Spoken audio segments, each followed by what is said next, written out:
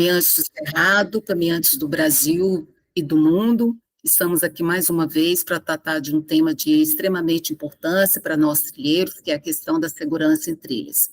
O Caminhantes do Cerrado tem como objetivo promover caminhadas de longo curso, e uma das suas premissas básicas e os princípios realmente a segurança.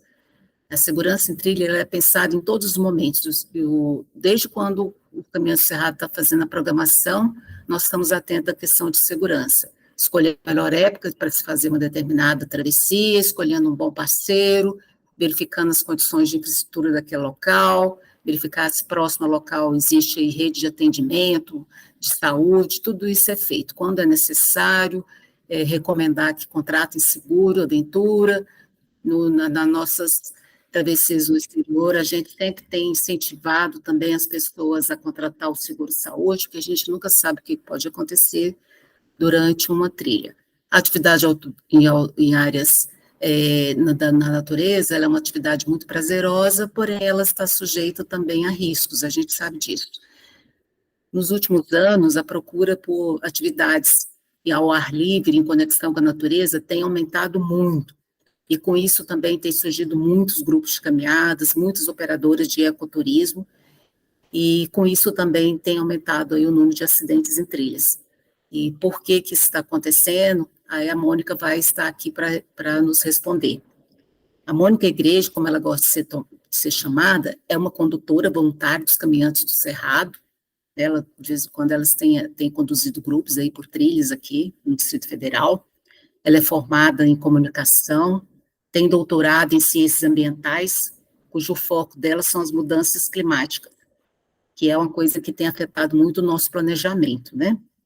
Ela é especialista em gestão pública, proteção e defesa civil, com foco na prevenção. Então, é uma pessoa extremamente qualificada, e é trilheira também, é caminhante, e então ela é uma pessoa extremamente qualificada para tratar desse tema. E ele vai ser a abordagem dela vai ser bem ampla, porque ela vai tratar de uma maneira geral da segurança em trilha. Nós já tivemos oportunidades aqui no ano passado de escutar aqui um bombeiro, onde ele falou sobre os acidentes, né, e o custo que isso tem para o Estado. Para nós, o nosso bolso, né, o custo de um resgate de quando alguém se acidenta aí em um local de difícil acesso, em áreas remotas. Quanto que isso é oneroso, quanto que isso implica em gastos, e às vezes sequelas para a própria pessoa, e às vezes quando há uma fatalidade, isso acaba também reverberando em todo o núcleo familiar. Então, é melhor prevenir do que remediar. Mônica, seja muito bem-vinda a esse espaço aqui, e agradeço já a você, a sua disponibilidade de estar aí, de ter preparado a sua apresentação, com muita pesquisa, está muito bom, com bastante conteúdo, de fontes confiáveis, né, estatísticas científicas. Estou, assim, encantada, e acredito que vocês todos poderão também se beneficiar dessa poço de conhecimento que é a Mônica, tá? Muito agradecida por tudo. E agradeço vocês que já estão aqui, e os demais vão entrando aí, a gente vai permitindo. Vou agora deixar todo o meu telefone também no mute, para não dar interferência, como todos os demais que estão aqui presentes. Sejam todos bem-vindos ao nosso espaço, Caminhantes do Cerrado. Trek para todos. Isso mesmo, Rose. Trek para todos, né? Caminhantes do Cerrado, minha blusinha nova, petróleo, né? Estreei aqui. Boa noite a todos. Me sinto assim muito satisfeita, né, de ver caras conhecidas, né? Pessoas que a gente vai e volta, né? E encontra, né? Tantas vezes, né? Então, a ideia da Rose era que a gente pudesse falar um pouco nesse momento de segurança nas trilhas. E eu aí fiz uma apresentação, deixa eu buscar aqui para apresentar, deixa eu achar ela aqui, porque, né? Deixa eu ver onde que eu vou encontrar ela aqui, vou encontrar aqui, vai aparecer aí primeiro e vai aparecer aqui. Aí, como eu não vejo vocês têm que me dizer se alguém tem que abrir o microfone para me dizer se vocês estão vendo a tela que eu estou mostrando. Estamos vendo aqui o seu computador, a tela do computador. Ainda não está na apresentação. Apareceu? Gestão de trilhos? Ainda não, está na pasta de arquivos. só na pasta de arquivos. Então, deixa eu ver se ela aparece. Compartilhamento. Vamos ver se ela aparece aqui. Não. Mônica, fecha o compartilhamento, abre no seu computador, aí depois você compartilha. É melhor. Tá certo. Porque senão ela não vai dar aqui. Peraí, deixa eu fechar aqui. É porque ele está entrando pelo Microsoft, eu sempre uso pelo Google, devia ter colocado lá no meu Drive, que ficava melhor. Deixa eu parar o compartilhamento aqui, que aí ele... Opa! E agora vocês aqui, ou o compartilhamento parou. Deixa eu ver se eu acho ele aqui de novo. Senão a gente começa a conversar de qualquer jeito, não tem problema não. Abre ele não vai no dar. Computador. Oi? Abre ele no seu computador. Eu vou abrir ele lá no meu computador. Deixa eu fechar as outras coisas que eu estava trabalhando aqui. Só um minuto, por favor. Porque... Deixa eu abrir ele aqui. Abrir. Vamos ver se ele aparece, né? Vamos ver se ele aparece agora, se eu compartilhar. Pode ser. Não tenho certeza. Selecione uma guia para compartilhar. Não, ele me dá aqui agora. Pronto. Acho que agora deu, né? Apareceu aí? Ok, Mônica, estamos vendo. Sim, apareceu. Apareceu, né? É a voz da Rosilene, né? Acho que é, né? A Rosilene está aí. É isso mesmo. Amiga aventureira. Bom, olha, boa noite a todos, né? Então, assim, a Rose já colocou, né, um pouco sobre mim, né? Então, é só importante colocar assim, como é que eu me meti nessa coisa de prevenção, risco, né? Risco ao patrimônio, né? É porque na minha vida profissional eu sempre trabalhei com risco, né? Eu trabalhei em epidemias, eu trabalhei sempre na área de comunicação em saúde, né? Então, dengue, zika, chikungunya, covid, sempre na área de ciência e desastre, né? Ciência e pode não ser desastre, entre aspas, natural, né? Mas dentro da classificação brasileira de desastres, é um desastre quando você tem um problema de saúde pública como Covid, por exemplo, que afeta a vida social, econômica de todas as pessoas, né? Hoje, as minhas atividades, eu tenho muito interesse, né, em estruturação risco em trilhas, gestão de risco, né, porque é a área que eu venho me especializando nos últimos 20 anos, né, caminhadas, aulas, né, pesquisa, voluntariado, né. Então, a gente também vai falar um pouco de tudo isso durante a apresentação. A primeira parte da minha apresentação, ela vai se traduzir em cenários, né? Então, por que a gente está aqui? Eu acho que o primeiro cenário é dizer, afinal de contas, existe ou não existe risco? Existe ou não existe acidente, né? Por que a gente tem que tomar cuidado? Por que é importante falar de risco, gestão de risco em trilha, segurança em trilha, né? O que isso compõe? Esses dados são do relatório dessa ONG, o Relatório Brasileiro de Acidentes no Turismo. Essa ONG Férias Vivas é uma ONG bastante reconhecida, com reputação, apoia a ABETA, que é a Associação Brasileira de Empresas de Turismo de Aventura, e durante o ano de 2002 a 2020, então a gente, durante 18 anos, né, e essa ONG, ela aparece por conta de um acidente fatal com um familiar, eles fazem uma análise estatística de 3.960 casos, né, sobre o que acontece na trilha, né, quando tem um acidente, né, um incidente, quando acontece alguma coisa. E os números, né, aqui o que me chama atenção, né, são os 46% de imprudência do turista, ou seja, eu que compro aquele pacote, vamos dizer assim, né. Depois, o descaso com o uso de equipamento de proteção individual. Eu até brinco que, assim, né, alguém vai lá e quer fazer um rafting, né? E aí o dono lá do parque diz assim, olha, mas é obrigatório o uso de colete salva-vidas. Aí a pessoa diz assim, né? Eu, turista, né? Imprudência do turista, né? O turista diz assim, que nada, isso é fácil, não tem problema não. Aí o dono do parque disse assim, olha, mas se você não usar o colete, você não vai andar né? Não vai fazer parte do brinquedo, vamos dizer assim, não vai fazer parte do passeio, né? Por quê? Porque o uso de equipamento de proteção individual, para alguns dos casos, não é só obrigatório, ele é mandatório, né? Então, essas duas pontas, para mim, né, se ligam com as outras duas, né, que tem a ver com imperícia, né, quer dizer, assim, o descaso ou a negligência do profissional que estava ali, com as questões de falha de equipamento, né? Mas eu gostaria que vocês saíssem desse primeiro slide com a figura bem central de que eu, como comprador de uma aventura turística, né? Ou de comprador de uma experiência na natureza, sou tão igual responsável por aquele que me oferece aquela experiência, né? Esses números acabam mostrando exatamente isso, né? Ainda para a gente continuar falando de cenário, que a Rose colocou bem lá no início, e que a gente não pode esquecer, está havendo uma demanda, e essa demanda no Brasil só tende a crescer. Esse dado que eu trago aqui da Forbes Advisor é novo, é recém-saído, março, tá? O Brasil é considerado os 5 top países do mundo para turismo de aventura, né? Para ecoturismo. Por quê? Porque a gente tem biodiversidade, a gente tem parque, a gente tem isso.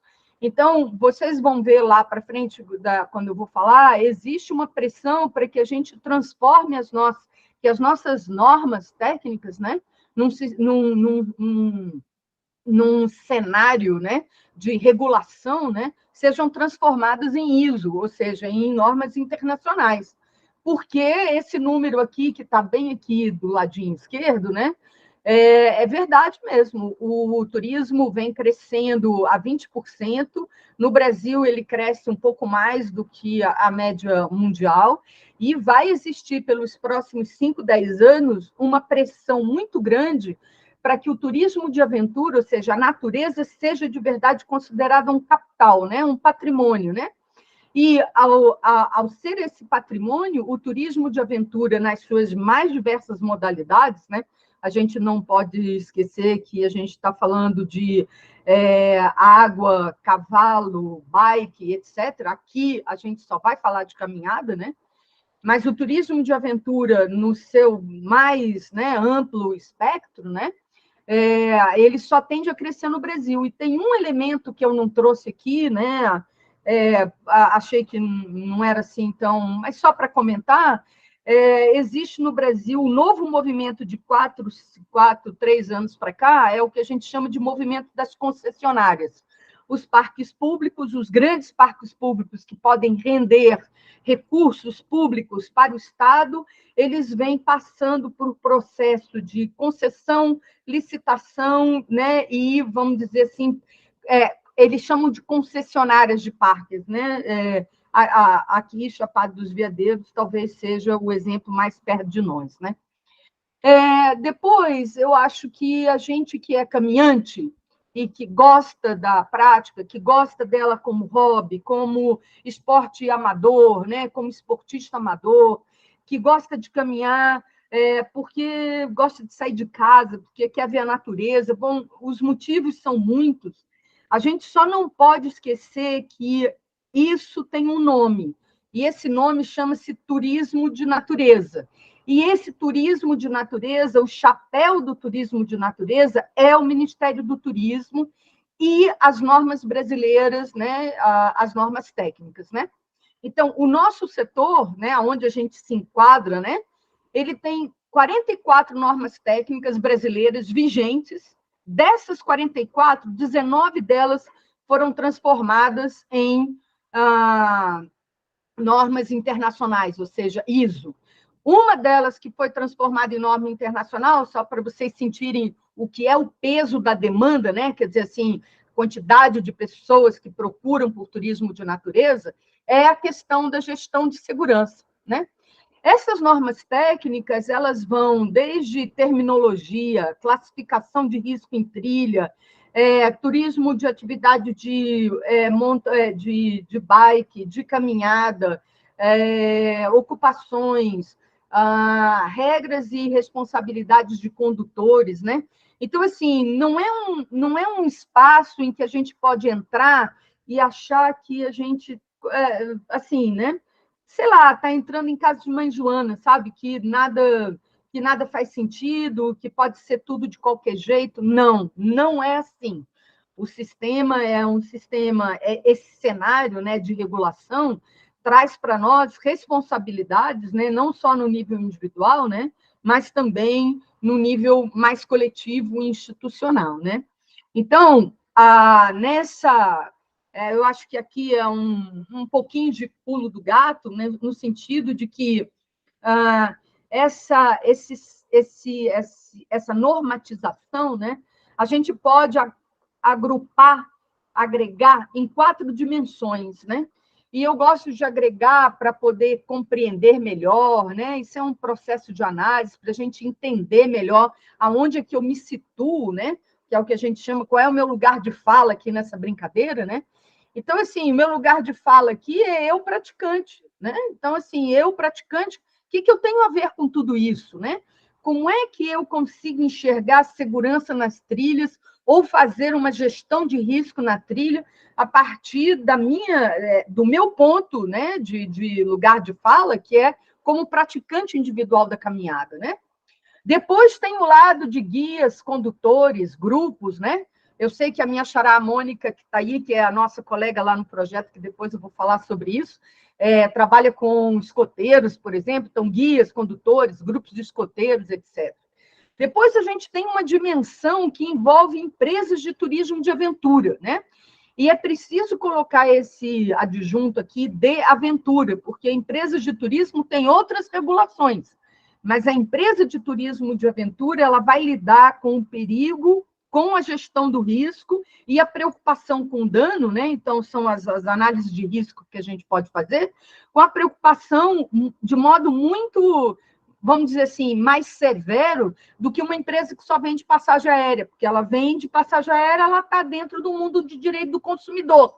E outras possíveis questões ali de Código Civil ou Código Penal, a Rose, como advogada, explica melhor isso. Mas, assim, no turismo de aventura, as empresas elas têm obrigações legais, né? Nós vamos falar um pouquinho sobre isso.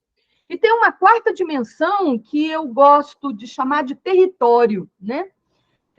Por quê? Porque é onde a gente pisa, né? Então, é onde a gente faz caminhada. Só que esse layer, né, essa camada do território onde eu faço caminhada, pode ter esses diversos nomes que estão aí.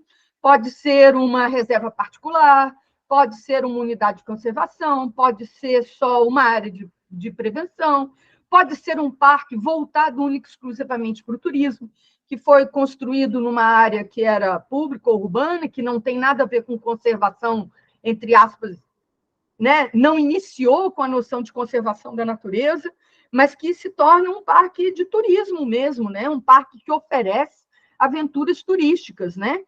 Tirolesa, arborismo e assim sucessivamente, né?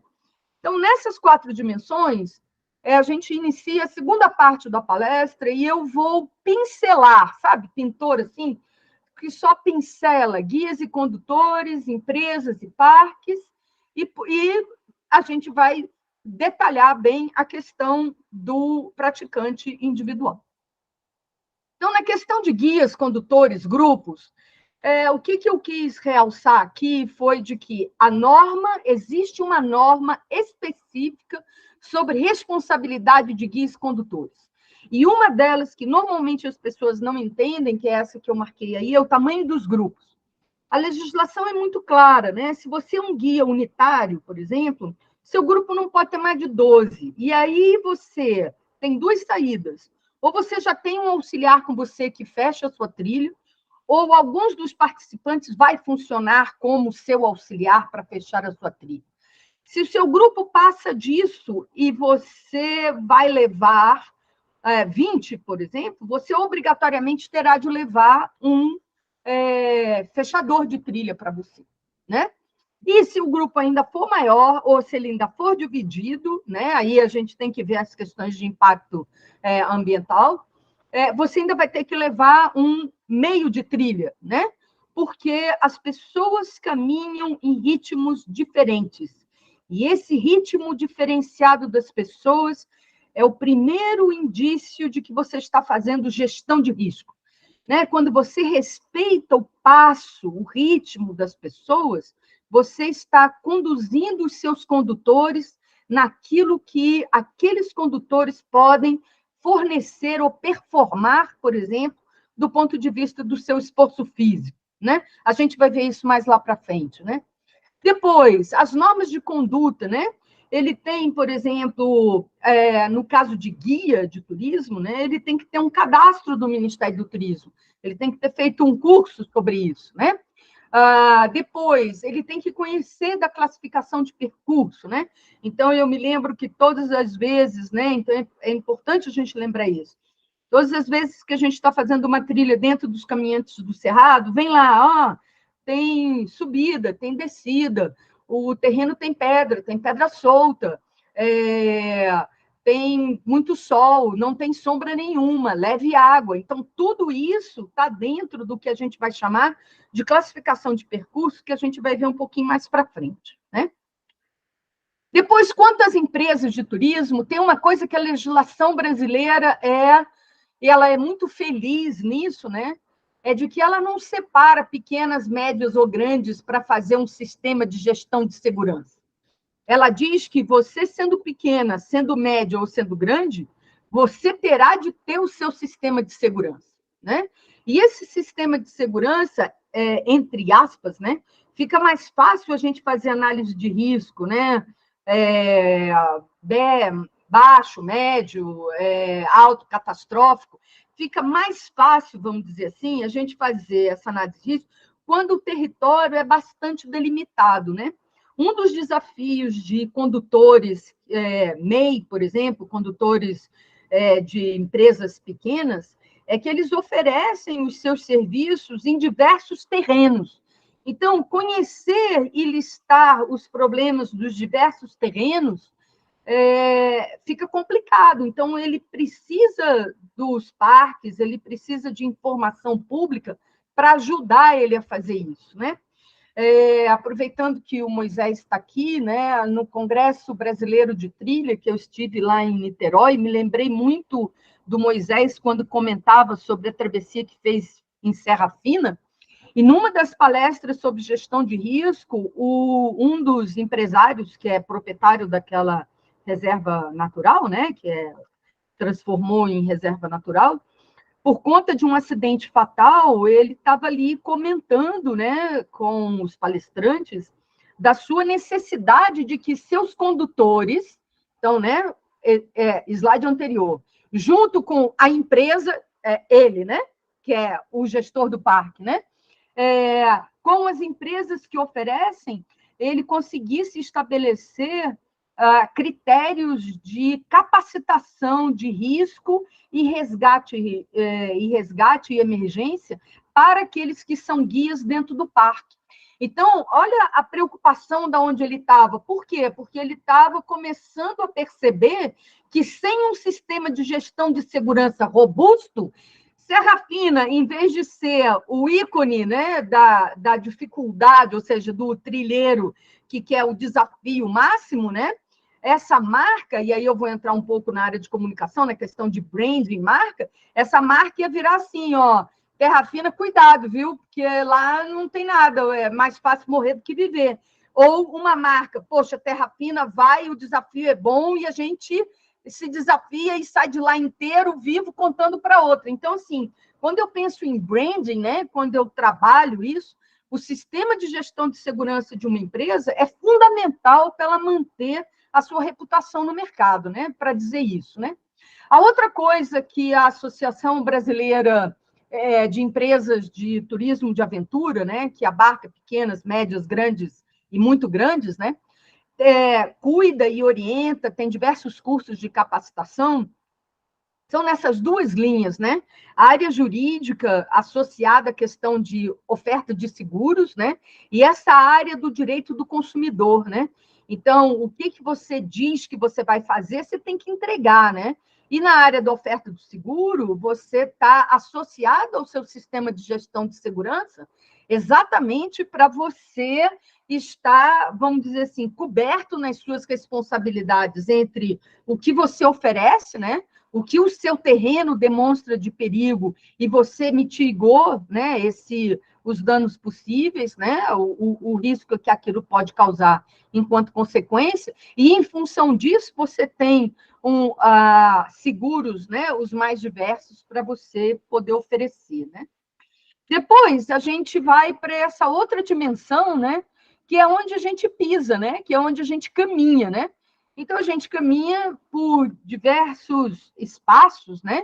Que podem ser parques, unidades de conservação dos mais diversos tipos, tamanhos, né? Reservas de propriedades privadas. E aí, aqueles de nós que têm mais experiência, que visita mais esses territórios, vamos dizer assim, começa já a fazer diferença. Por exemplo, você vai aqui em Brasília, né? Assim, as pessoas vão e adoram, e quando elas voltam de lá, qual é a repercussão de quem vai fazer, por exemplo, o desafio Bocaine, por exemplo? Por quê? Porque tem guia, é seguro, é bem regulamentado, ou seja, exatamente tudo isso que a gente está falando aqui, ó. A trilha tem manutenção, tem estruturação, tem sinalização, medidas de mitigação de impacto ambiental podem ser tomadas. Por quê? Porque aquela natureza é o patrimônio, é da onde vêm os recursos financeiros que ajudam a manter aquilo. Então, quanto mais bem preservado, conservado, cuidado, mantido, é melhor, porque a repercussão também é melhor. Em compensação, quantas vezes a gente vai também a parques públicos em que isso é o reverso, né? O parque público está cheio de erosão, ninguém cuidou da trilha, o parque público não tem sinalização, ninguém disse ali onde é que vai, a gente que é condutor vai porque o outro condutor já foi, porque a gente já fez exploratória, porque a gente tem aquela trilha marcada no Wikiloc, porque alguém já deu uma dica para a gente, mas ela não está estruturada, aquela trilha não tem sinalização. Em compensação, também a gente vai a áreas de conservação, né, que fazem parte dos corredores ecológicos, por exemplo, como Flona, Parque Nacional, né, e está lá a sinalização, está lá a estruturação. Existe um determinado, né, mais na Flona, talvez, né, por conta das questões do campeonato de bike e tudo, né? Então, manutenção de trilha, essa ponte precisa de cuidado, essa madeira não está bem colocada, essa sinalização precisa ser substituída. Então, assim, tudo isso é parte de quem é gestor daquele território, né? Além disso, a gente tem que pensar não só na manutenção de corda, né? Instalação de instrumentos para evitar danos, né? Cordas, pontos de apoio, mas também por serem unidades que têm a noção de conservação e preservação da natureza, a mitigação do impacto ambiental, né? E essa mitigação, ela vai sempre em 3 sentidos, né? Pisoteio, né? Que é um deles, né? Erosão de solo, que é um outro aspecto, né? E fauna e flora exótica, né? Daquela que não é da região e que é uma invasora, né? Lá na Flona, por exemplo, a gente adora os pinheiros, por exemplo, mas eles não são de lá, né? Só para dar um exemplo, né? E aí a gente chega na última parte da nossa conversa, né? Dessa primeira parte, nessa live, né? Da nossa conversa, que é o meu bonequinho ali, eu caminhando, né? E me lembrando que a legislação brasileira diz que a responsabilidade da gestão de risco começa com quem pratica atividade de turismo de natureza. E aí eu fico me perguntando o que a legislação quer dizer com isso, né? E aí eu fiz aqui 2 perguntas, essa no primeiro slide, depois a outra no outro, sobre o que me faz sentir seguro, né? Eu, então, quando vou praticar aquele esporte amador, né, quando vou me tornar cada vez mais um esportista amador, caminheiro, trilheiro, quase profissional, vamos poder dizer assim, né? O que me faz sentir seguro quando eu pratico caminhada, né? As questões externas, por exemplo, eu quando estou num parque, se aquele parque é bem cuidado, eu me sinto mais ou menos segura. Se eu tenho atendimento à empresa, a maneira como a empresa, a operadora me atende, né, no meu turismo, no meu translado, a maneira como ela traz o guia, como é que é a postura, eu me sinto mais ou menos segura diante de tudo aquilo, né? É um guia confuso, que se confunde sempre com as horas, é um guia que anda tão rápido, né, que você, o último da fila, coitado, põe, né, fica até ansioso, porque fica se sentindo mal, baixa autoestima, não consegue nem acompanhar, né? Então, assim, como é que são esses elementos externos para a minha gestão de risco, para eu me sentir segura, né? Depois tem os elementos internos, e aqui é que a gente tem que pensar com os nossos botões, né? O primeiro deles é o condicionamento físico. Eu estou em condicionamento físico à altura da caminhada que eu me propus fazer? Isso é uma pergunta. Por quê? A gente vai ver na frente, as lesões, elas causam prejuízo a nós, inclusive emocional, né? Meus equipamentos são adequados, né? Minha preparação emocional, o meu autoconhecimento, eu estou atento de que tirar selfie, né? Isso me lembra o curso de primeiros socorros que, né, a Rose me indicou para fazer com a Marta Pérez, excelente curso, né? A chefe de resgate remoto lá de São Paulo chegou a comentar de uma estatística que muitos dos acidentes hoje são provocados porque eu sempre quero a melhor selfie, né? Eu não estou contente com a selfie legal. Ah, não, mas essa fulaninha já publicou, então agora eu preciso da selfie que ninguém tem. E a selfie que ninguém tem é aquela que eu mais chego perto da pedra, é aquela que eu mais chego perto na beira da cachoeira, posso escorregar, e aí eu tirei uma selfie, nem prestei atenção, né? Ou a mistura de tudo isso, né? Aqui duas coisas só que eu queria trazer, que essa palavra me chama muita atenção, o autoconhecimento, e ela vem de uma preocupação que ficou bem presente em mim, lendo o livro do... Eu gosto muito de literatura de viagem, né? Porque eu também faço literatura, né? Do Jeff Santos. Ele comentando que parte do aprendizado dele, quando ele fez os 4.500 quilômetros, né, da Appalachian Trail nos Estados Unidos sozinho, é de que o autoconhecimento, como é que eu me conheço, né?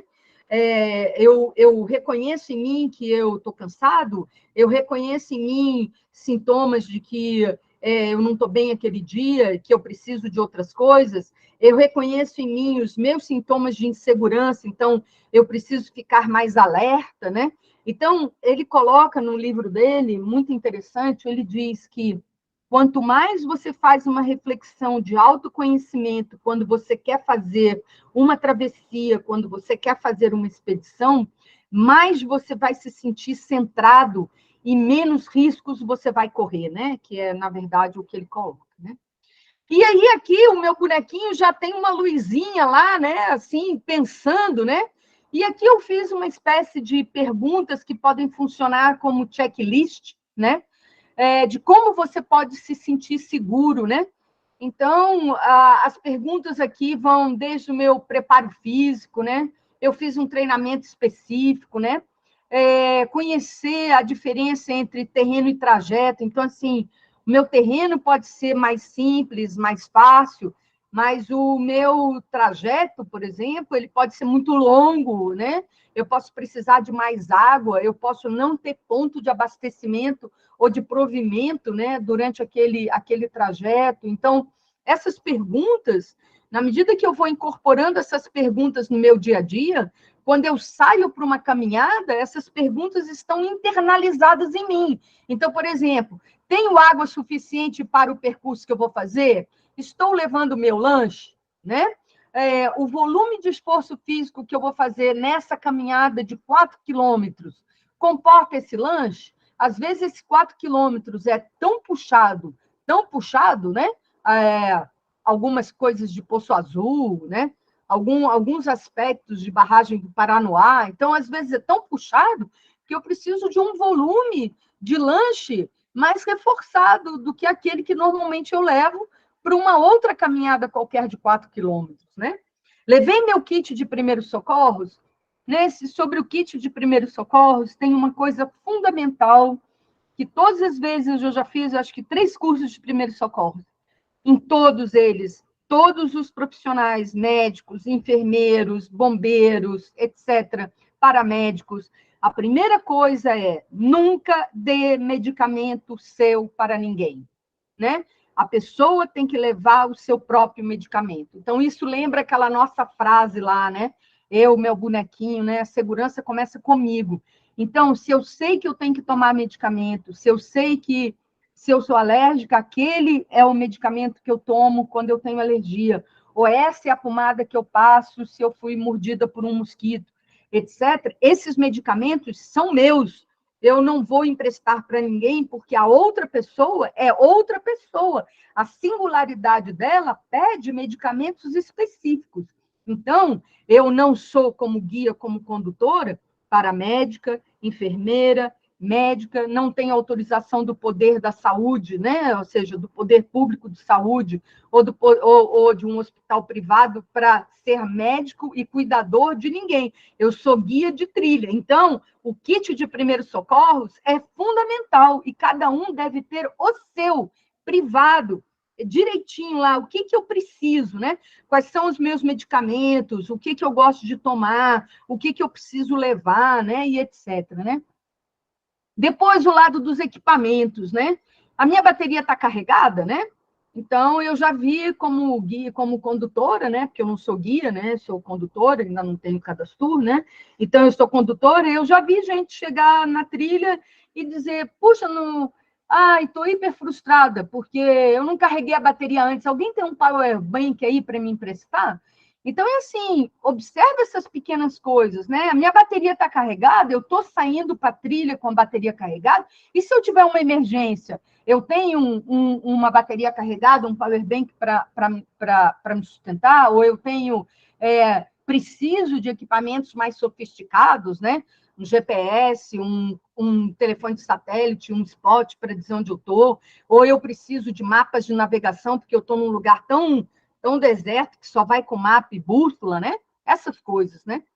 Depois, parece bobo, né? Mas eu verifiquei o tempo, sabe? Vai chover, eu vou levar uma capa, eu vou levar um poncho, vai fazer muito calor, então a minha camisa tá adequada para o sol que eu vou tomar, né? Tem sombra no percurso, né? Eu gosto muito de lembrar, né, que todas as vezes quando a gente faz Cora Coralina, né, é só um estradão, né? Mas não é bem um estradão, não. Quando a gente passa única e exclusivamente por campos de agronegócio, né, e não tem árvore nenhuma, o calor triplica, né, a sua sensação térmica, né, triplica. Então, assim, você vai sentir muito mais calor, você vai precisar de muito mais água. Então, é preciso conhecer, né, o tempo, né, o que você vai enfrentar durante aquele dia, né? Sei o terreno, né? Conheço as pessoas, tem muitas subidas, né? A minha vestimenta está adequada, né? O meu calçado está adequado. Hoje também tem uma live muito importante sobre a questão de calçados e vestimentas, né? Então, assim, está adequado para o atrativo que eu vou fazer de visita? Nem sabia que tinha cachoeira, nem trouxe a minha papete. Ué, mas lá não estava dizendo que tinha cachoeira? Não li direito. Então, assim, é preciso a gente tomar cuidado, porque essas perguntas fazem parte do nosso checklist e, ao fazer parte do nosso checklist, elas são a nossa gestão de segurança na trilha, né? Preciso de lanterna, preciso ter pilha sobressalente, né? Li direitinho qual é a travessia que eu vou fazer, onde que eu vou parar, qual é o percurso, né? E aí, essas mesmas perguntas, né? Aqui eu vou passar só por cima, mas essas mesmas perguntas vocês vão fazer, a gente mesmo faz, para aquelas outras dimensões que eu marquei, né? Então, eu conheço meu guia, eu tenho referência sobre o meu guia usa rádio, meu guia gosta de ser Fórmula 1, sai lá disparado e deixa os outros lá para trás, né?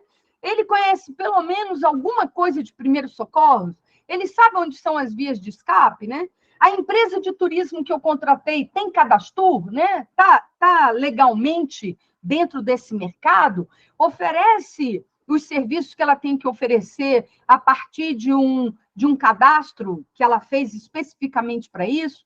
Ela tem muita reclamação lá no Reclame Aqui, tem reclamação no Procon. O parque onde eu vou, né? Sabe que tem guia conduzindo na trilha? Está preparado para receber, né, chamado de emergência? Conhece bem os traçados? Faz mitigação ambiental para não ter erosão, para o pisoteio, né, não atrapalhar a trilha? Faz manutenção de trilha para que a trilha possa ser confortável para as pessoas, né? Essas perguntas a gente faz, e aí eu vou trazer aqui a Marta Pérez, né, nesse curso Primeiros Socorros Outdoor, e eu achei esse slide dela, desde a aula, né, eu achei esse slide dela fantástico. O perigo gera dano. E atrás do perigo vem os riscos, né?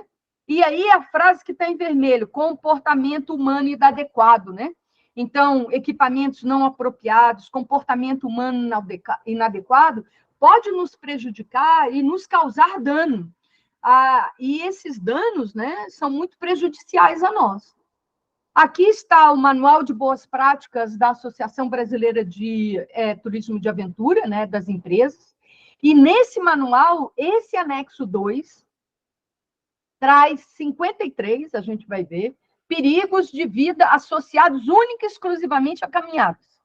E eu marquei essas setas porque são aqueles que talvez aqui em Brasília a gente mais comenta entre nós mesmos, dentre outros, né? Mas, por exemplo, ausência de alimentação adequada, né? E de hidratação, né? Eu já vi gente sair para a Flona para fazer 12 quilômetros sem levar água, né? Ah, não, só trouxe meia garrafa. Sim, mas como? Pois é, né? Ataque de insetos, bichos, escorpiões, ou aranhas, ou abelhas, né? Depois, uso inadequado da mochila, ou muito pesada, ou não, os tirantes não bem ajustados, né? Depois, né, quando vai para a cachoeira desavisadamente, né, grandes volumes de água, né? Eu resumi tudo isso em 53 perigos listados, e em gestão de risco a gente diz que cada perigo tem um dano, né? Pode ter mais de um dano, mas com certeza um perigo tem ao menos um dano, né? E eu agrupei esses danos que eles, né, a maneira como eles listaram os perigos, eu agrupei em danos psicológicos, danos físicos, de lesões leves, médias, graves, dano à vida, dano ambiental e dano material. Então, eu queria ressaltar aqui, né, de que em trilha, infelizmente, né, assédio moral e assédio sexual é um dano psicológico que acontece, não é uma coisa estranha, né? Eu conheço outros condutores e guias, inclusive, que já relataram casos muito sérios sobre isso. Lesões leves, né? Arranhões. Aí você vai dizer, mas como é que eu vou arrumar um arranhão na trilha? Sim, você vai para um terreno em que a trilha, o estreito da trilha, né? Ele é tão estreito, né? O percurso por onde você anda, que as suas pernas esbarram, por exemplo, em vegetação. Se aquela vegetação for áspera ou tiver pontas de espinhos e você tiver de short, por exemplo, com certeza você vai sair com arranhões, né, da própria plantação, né, da própria andança, né? Às vezes, sintomas de hipoglicemia, por exemplo, você está na trilha, olha alguém ficando meio tonto, andando mais devagar do que estava acostumado, ou mais irritado, isso significa que comeu pouco, que não se alimentou direito, ou que está precisando parar, está precisando tomar água, né? Então, depois, na questão das lesões médias, bolhas no pé, isso é um caso sério, Rose também tem uma boa live sobre as questões de bolhas, de como cuidar, isso é um dano, né? Isso significa que lá atrás, né, o equipamento que você estava usando, a sua meia, a preparação que você fez no seu pé, o tipo de bota que você está usando, ou o tipo de calçado, né, tênis ou papete, por exemplo, podem não estar adequadas ao que você está fazendo. E aí vem a questão do autoconhecimento. Então, por exemplo, eu estou andando, comecei a sentir que meu pé está esquisito, eu paro, eu chego ao condutor e digo assim, olha, eu preciso aqui de 5 minutos que eu vou arrumar minha bota. Aí você vai e vê, e de repente você ali já tem uma pontinha de vermelho, você faz um cuidado com a sua lesão, com o seu dano físico, porque senão aquilo de verdade vai virar uma bolha. Então você está atuando na prevenção, né? Entorses, né? A gente anda, pode torcer o pé, né? Muita pedra solta, então os cuidados que você tem que ter, né? Fratura com lesão grave, dano à vida, que é a morte, né? O pisoteio que eu já coloquei e o dano material, pichação de placa ou ausência ou destruição delas, né? E aqui, para finalizar, essa é a classificação de percurso e fico muito feliz, né? Se outras pessoas chegaram e eu não consigo ver, mas até onde a Mônica, né, que vai ser a minha colega no nosso projeto, a Fundação de Amparo à Pesquisa selecionou, né, um projeto que nós inscrevemos para fazer classificação de 12 trilhas aqui no Distrito Federal, então nós vamos precisar de voluntários. A metodologia que a gente escolheu é uma metodologia participativa, então nós vamos buscar voluntários para nos ajudar a construir essa classificação que a gente chamou de padrão Brasília, né? A gente está em 22º lugar em 150 classificados, né? Então, a gente espera que a gente tenha boa nota, né, para conseguir ganhar os recursos. Não são muitos, né? A Mônica deve estar rindo lá. Não são muitos se a gente contar o que vai ganhar, né? Mas, assim, os recursos não são muitos, mas a gente tentou garantir alguma coisa para ter um drone, a gente tentou garantir que a gente tenha recursos para poder fazer um protocolo, né? De como é que a gente vai pensar as trilhas aqui no Distrito Federal. E a ideia da gente é exatamente pegar essa norma técnica e trabalhar nessa escala de 1 a 5, que é a escala Likert, né? Então, a gente trabalhar com isso e a gente poder entregar, por exemplo, piquezeiro, né? Piquezeiro, o que é piquezeiro em relação à severidade do meio? Orientação no percurso, né? Grau técnico, né? Grau de esforço físico, né? E o que é mais importante é que essa norma técnica, quando ela foi criada, né? A ideia é que a gente sempre classifique o percurso pelo mais alto grau que ela vai ter, né? Ainda que alguns trechos, né, daquele percurso possam ter variações, né? Possam ser menor e a gente teria de indicar, né? Uma das coisas fundamentais, né, que eu posso, depois, quando acabar aqui o slide, posso mostrar para vocês, lá no Congresso Brasileiro de Trilha, né, o Ministério lançou o SMBio junto com o Ministério, né, do Meio Ambiente, né, lançou o Manual de Sinalização de Trilha, que vai pegar essa parte da lei, da norma técnica sobre classificação. Então, por quê? Porque ela é que nos orienta na nossa questão de risco. Então, quais são a temperatura, o acesso ao resgate, na orientação do percurso, a sinalização, tudo aquilo que a gente comentou, né? Que obstáculos que eu vou encontrar? Eu tenho que pular uma pedra muito grande? Tem uma ponte ali, tem alguma coisa, né? E mais importante do que tudo, o nível de esforço físico, né? Qual é o esforço físico o grau de esforço físico, né, que a gente vai estar fazendo, né? Então, eu queria deixar aqui meu abraço, meu muito obrigado, né, aí para abrir para as perguntas, né, para a gente conversar, né, para a gente bater papo, né, e falar das coisas, né, falar do que é a trilha de verdade, né, de quando é que a gente está, né. Esse daqui é a terceira edição que eu comentei, ó, que é recém-lançada, né, de sinalização de trilha, exatamente com aquela classificação. Então, eu queria dizer assim que eu estou muito feliz, né, que eu agradeço o convite da Rose, né, para participar e conversar com vocês sobre isso, né, porque para mim é realmente um assunto assim fascinante, né? Agradeço, muito obrigada. Hein?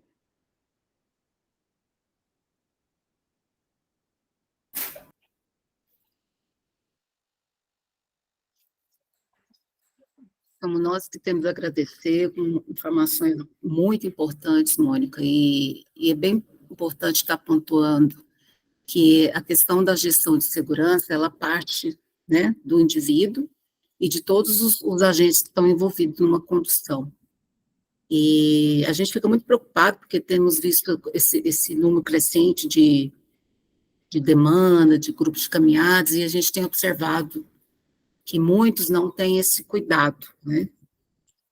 Números grandes de pessoas visitando parques, unidades de conservação, causando impacto, muitos deles não observando ali aquela cartilha de condutas consciente de unidade de conservação. A gente precisa estar atento a isso. Não é simplesmente sair por aí, oba-oba. A prática de caminhadas, ela requer conhecimento. E é nesse aspecto que os Caminhantes Cerrado procuram trabalhar muito, essa questão da orientação. Nós somos um grupo, uma comunidade, nós não temos finalidade lucrativa, não pretendemos ser agência de turismo, nada disso. O nosso objetivo aqui é conectar pessoas entre si, conectar essas pessoas com bons prestadores de serviço. Né? A gente viu ali que 70% dos acidentes eles ocorrem por negligência, e aí não é porque falta de conhecimento, é falta de cuidado mesmo, né? Quando a gente fala de negligência, é porque deixou de fazer algo que deveria fazer, e ele sabe que deveria fazer. E tem também aquele número bem expressivo também de acidentes que são causados por imperícia, quer dizer, do condutor ou do guia. Aí sim a gente está falando de alguém que não está devidamente preparado para exercer aquela atividade. Nós sempre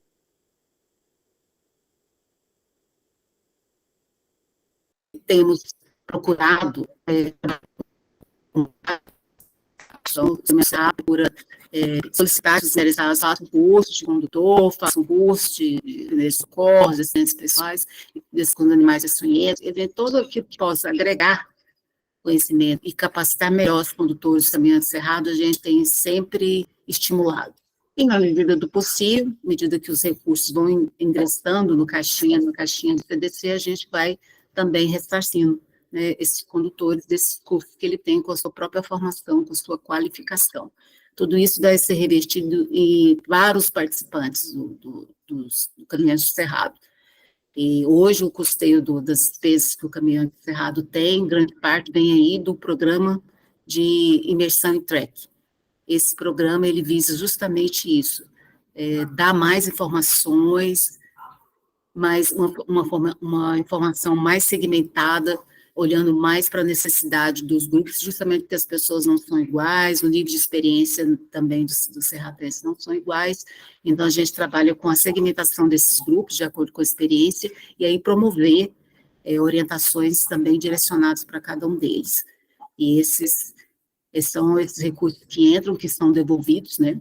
A gente, na verdade, esse recurso fica momentaneamente no caixa, mas é com esses recursos que a gente consegue viabilizar esse projeto, né? Caminhante Cerrado é um grupo, mas ele também é um projeto. Pensamos que hoje as pessoas estão cada vez mais desconectadas uma com as outras presencialmente, e na trilha é um momento em que a gente está se conectando presencialmente, né? E é outra experiência, outra vivência, e essa conexão de uma pessoa com a outra e com a natureza traz benefícios enormes. A gente já teve a oportunidade de falar um pouco sobre isso, dos benefícios que a caminhada proporciona, no bem-estar, não só físico, mas também como emocional e social também. Então, são temas extremamente relevantes. E a Mônica é uma condutora muito qualificada, assim como outras também, e a gente sempre está aberto para receber pessoas que realmente queiram fazer um trabalho de voluntário, mas um voluntariado com consciência e com qualificação. Esse projeto, a gente tem essa responsabilidade aí de ter a melhor experiência possível do trek. O trek é para todos, mas nem toda trilha é para todos. A gente precisa de ter claro isso. Por isso que o trilheiro, ele precisa realmente primeiro ler o convite, né, o convite que é feito para todos, ele traz algumas informações já sobre aquele percurso. E aí a gente sempre tenta fazer essa classificação, uma caracterização daquela trilha que está sendo organizada de acordo com esses aspectos da BNT. Apesar de que são aspectos técnicos que às vezes não tem muita, quem lê às vezes não consegue compreender muito, mas se ele observar pelo tempo que vai se gastar para fazer uma trilha, independente da distância, você já tem que desconfiar que aquela trilha é difícil, né? Porque uma coisa é eu fazer aí 10 quilômetros em 2 horas, 3 horas, outra coisa é eu levar, por exemplo, 8 horas para fazer os 10 quilômetros de uma outra trilha. Então, são coisas bem distintas. E aí passa tudo por isso mesmo também, né? Eu tenho que estar realmente atento às minhas condições físicas, começar devagar, eu posso fazer qualquer trilha, desde que eu esteja bem preparado, eu esteja bem orientado. Nos caminhantes cerrados, a gente sempre tem aí por hábito de informar o que as pessoas devem usar, recomendar o uso de roupas adequadas, calçado adequado, alimentos, quantidade de água. Nas travessias também, o caminhante cerrado, ela sempre apresenta um checklist, que é justamente para a pessoa ir para a sua travessia, levando pouco peso, não levando nada de menos e nada de mais. As listas são feitas com base em experiências pessoais de quem já foi, e que aquela lista já foi testada, então, assim, não foi inventada. Ela foi, de fato, usada, e se ela foi compartilhada é porque ela já está, aí já foi avaliada, né, e já foi endossada por várias pessoas que fizeram aquela trilha. Então, isso tudo faz parte da preparação. E as lives que a gente faz sobre equipamentos também tem essa finalidade, né, de levar o caminhante a ter uma experiência agradável, usando os equipamentos adequados para evitar riscos. Fazer uma trilha usando um tênis que você vai passear no shopping é um problema sério, né? A pessoa vai realmente ter vários escorregão, pode cair e complica. Ou outros tipos de equipamentos que é obrigatório estar também levando ou usando. E isso tudo faz parte. E é muito importante também, quando se trata de trilhas pagas, eventos pagos, observar quem está realmente organizando aquele evento, ou até mesmo não pago, porque uma grande parte dos acidentes eles poderiam ter sido evitados se aquela pessoa que está conduzindo tivesse conhecimento e tivesse devidamente qualificada para exercer aquele papel. Então, temos que estar atento a isso também. E a questão das empresas que trabalham como lucro, né, que visam isso como lucro, realmente é o ofício deles, a responsabilidade ainda é bem maior. Estar atento a todos esses aspectos, né, e a questão também do próprio da trilha em si, que é onde eu estou pisando, também saber as características da infraestrutura. Eu tive uma experiência bem interessante agora, que eu fui fazer uma caminhada de longo curso, num caminho que está em fase de implementação. Então, como eu sei que ele está em fase de implementação, é óbvio que ele não está pronto. Então, eu assumi o risco de percorrê-lo assim mesmo. E a gente se deparou com vários trechos extremamente com alto índice de risco de acidentes. E depois, quando a gente finalizou a travessia, a gente conversou com as pessoas que estão implementando o caminho, dando nosso feedback. Olha, lugar tal precisa disso, precisa de escada, precisa ou de um corrimão, ou cordas auxiliares, ou então precisa ser deslocado. Aquele trecho não pode passar para aquele lugar, porque ele envolve um alto risco, né? Pode ser um lugar bonito, porém ele não pode ser inseguro. Pode ser até difícil você fazer, mas precisa ter equipamentos. E como a gente teve lugares que a gente visitou, que era difícil, mas tinha lá a corda, estava tudo ok, se você ia subir uma pedra, mas apoiando, né, subindo na pedra, mas com o auxílio da corda. Então, assim, isso é tudo bem complexo e cada um precisa cuidar de si também, né? E a gente se sente na obrigação de realmente promover esse tipo de discussão, porque não é raro acidentes, infelizmente, alguns acidentes fatais que podem acontecer, né? Cair, quedas em cachoeiras, fazer trilha em época de chuva, sem conhecer diretamente como que ali, como aquela cachoeira enche rapidamente, são situações de risco. A gente precisa realmente evitar certas trilhas em certos períodos e certos locais, por falta de segurança. E, dito isso, eu vou deixar aqui, vou abrir a palavra, quem quiser se inscrever para fazer pergunta aí para a Mônica, mais uma vez agradeço aí sua participação e sua pesquisa, é só acionar a mão, e aí a gente vai dando uma vez. E vocês podem ficar à vontade para fazer outras perguntas para ela.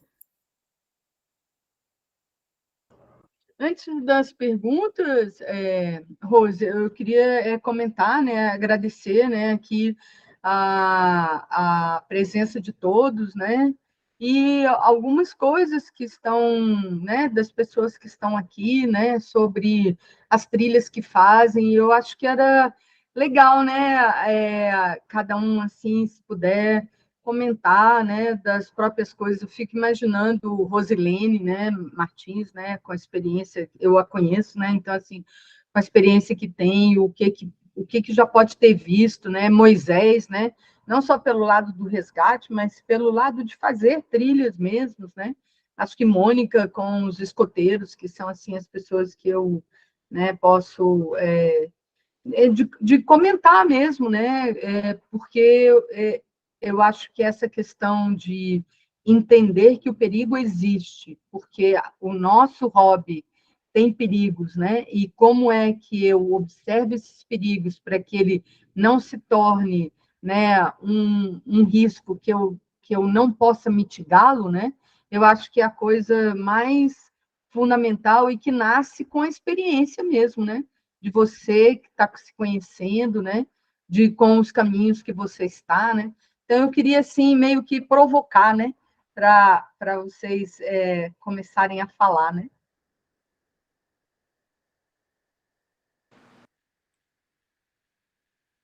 Moisés levantou a mão, né? E aí, então, vou passar a palavra para ele. Pode abrir seu microfone aí, Moisés, ok? Obrigado, Rose. Parabéns, Mônica, parabéns mesmo, sabe? Foi muito instrutivo, né? E você deixou o assunto muito fácil de ser compreendido. Parabéns. Um trecho da palestra, né, que me lembrou uma atividade, foi lá justamente na Serra Fina. A Serra Fina eu me preparei mesmo para ir. Então, eu fui bem categórico na questão de equipamento, né, de peso e tal, e eu direcionei o tipo de comida para gastar menos água, né, para carregar menos peso. E eu até tentava ficar anotando o consumo de água, né, a sensação de sede que eu tinha nos treinamentos e tal, e eu fui assim bem redondinho mesmo.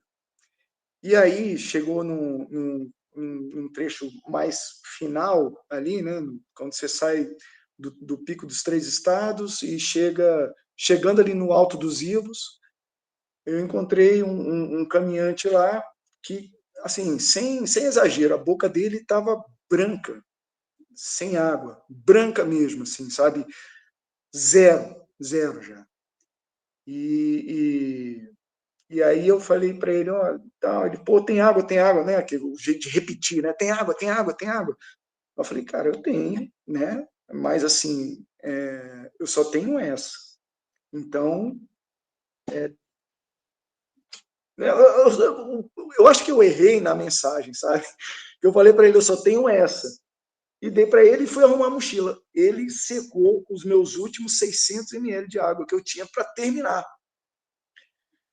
E assim, e me faltou, né? Então, essa questão do autoconhecimento, né, de você tentar colocar tudo ali bem pesado, bem medido para todos, isso aí faz grande diferença mesmo. Eu não sei como é que ficaria para ele se não fosse aqueles 600 ml de água ali que ele secou. Não sei como seria. Mas parabéns, Rose, pela iniciativa aí de uma palestra tão importante, né, na área de segurança. Essa bandeirinha aí de segurança, que eu sou bombeiro, trabalho aqui no Resgate Aéreo do Bombeiro de Brasília, e assim, é algo tão importante e pouca gente toca no assunto. Parabéns. Obrigada, Moisés, por sua colaboração e acrescentar mais algumas informações que são bem importantes para a gente. Serra Fina realmente é um grande desafio, mas eu tenho visto lá que os proprietários daquele espaço têm investido, inclusive estão fazendo manejo na trilha, não sei se é por questão de segurança, é por questão de preservação. Quem sabe um dia ela se torne uma trilha um pouco mais segura do que ela é hoje, né? Ela está na pauta da programação dos Caminhantes do Cerrado para o próximo ano, vamos ver. Mas aí a gente já deixa bem claro que ela é uma travessia extremamente difícil, então você tem que estar bem preparado, não vai poder ser qualquer um. É como a gente falou, o trek é para todos, mas nem todas as trilhas são para todos. A Ana Gomes aí levantou a mão. Ana, pode ficar à vontade aí, palavra contigo. Boa noite, Mônica, boa noite, Rose. Moisés, prazer aqui. O Moisés eu conheci através do meu tio, que é bombeiro também.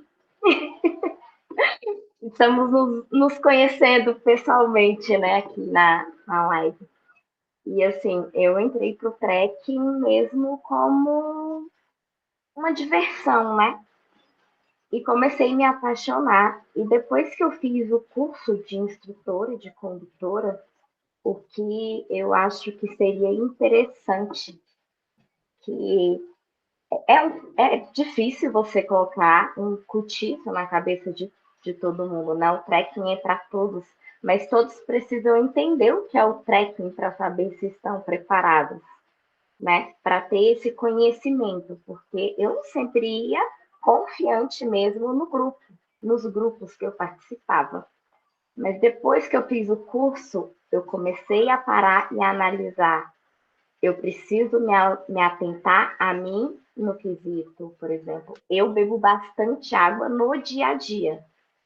Então, geralmente, a minha alimentação já é aquilo que eu sei que eu preciso mesmo, para eu levar um pouco mais de água, porque eu bebo uma quantidade de água além do normal do que as outras pessoas.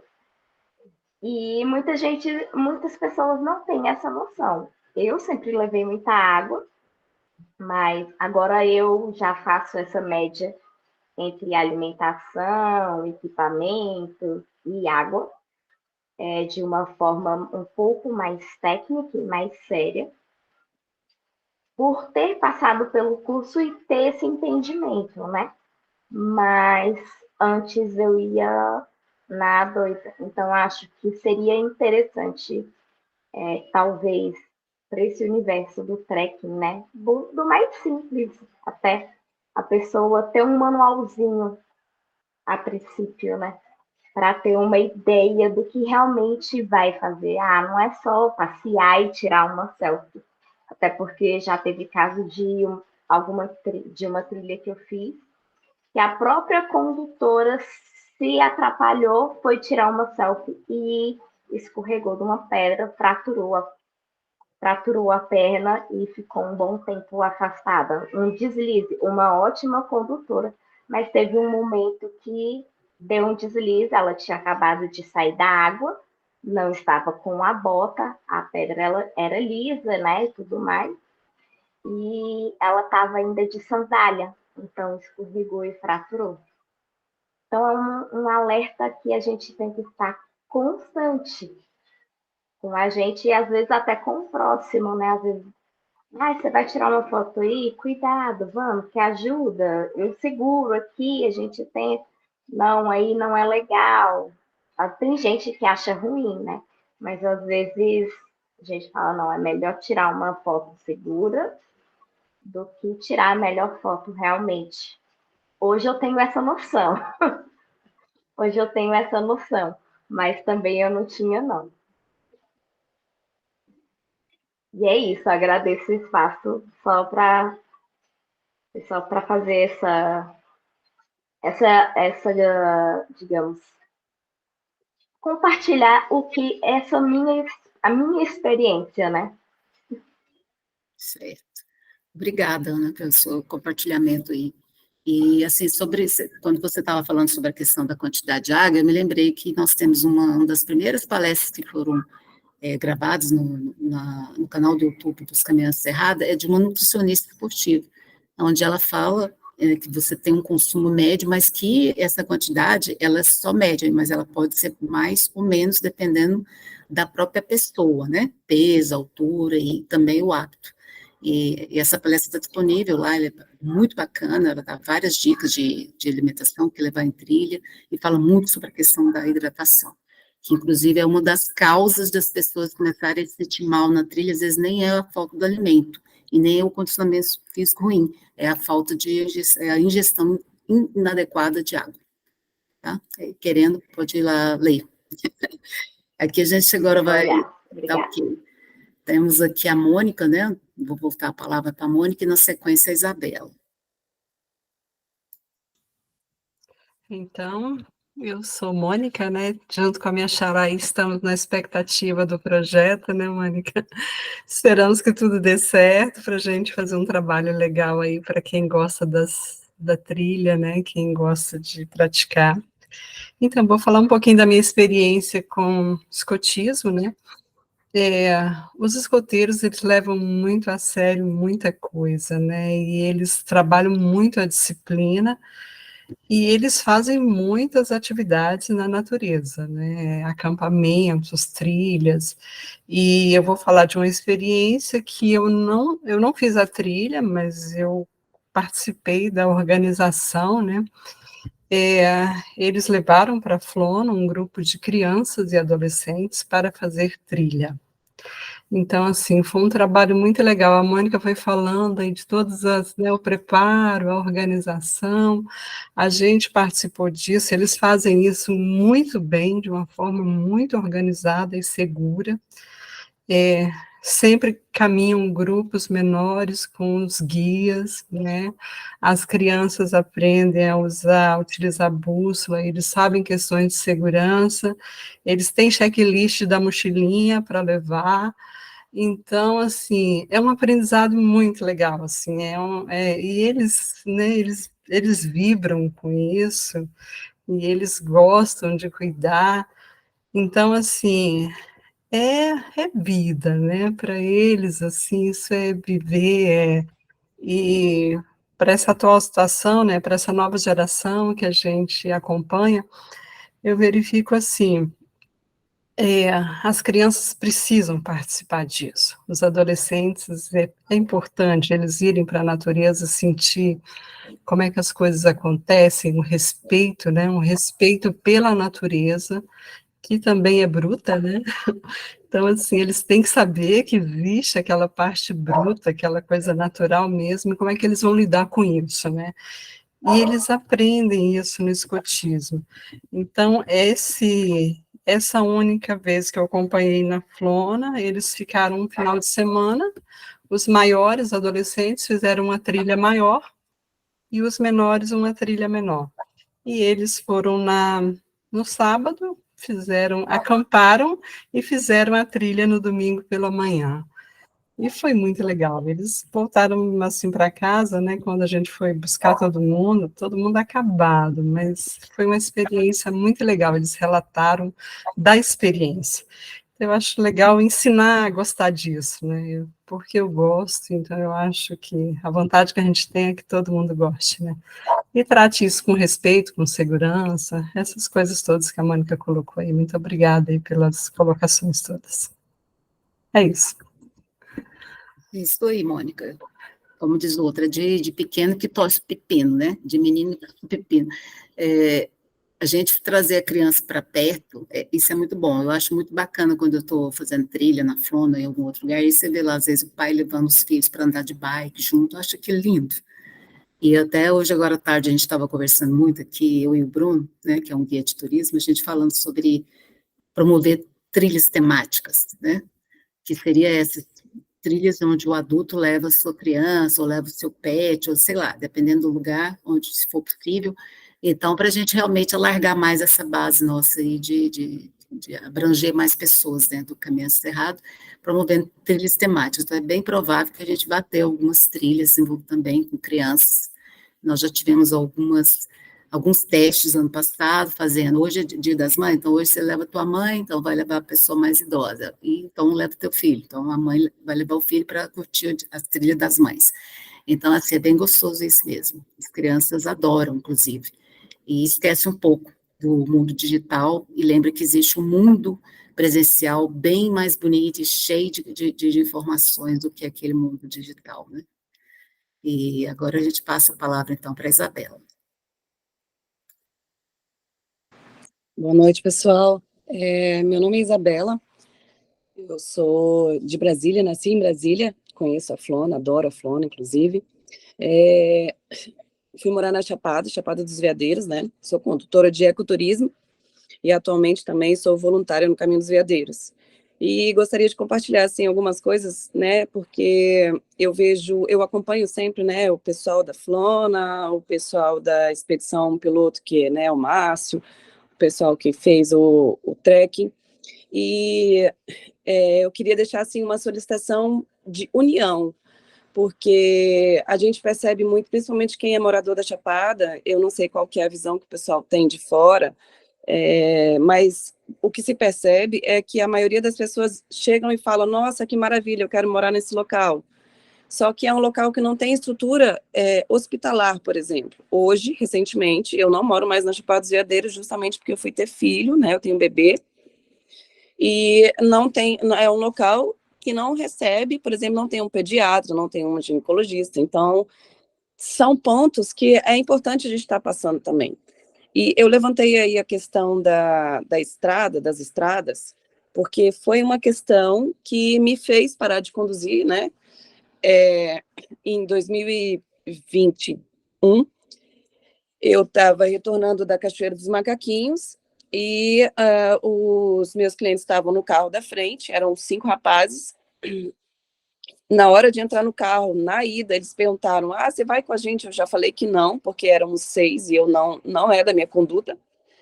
E tudo bem, curtimos e tudo. Eles queriam pular, eu também não gosto de pular, eu não incentivo, não oriento a pular. Vejo que tem muitos guias, muitas pessoas que gostam, não é do meu feitio.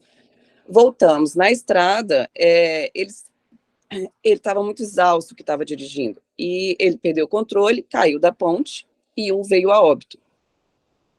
Então, assim, já desde então, eu venho, né, solicitando da prefeitura como é que é a manutenção das estradas, era uma curva, não tinha sinalização, as pontes não têm guarda-reio, essa questão de seguro, né, de estar...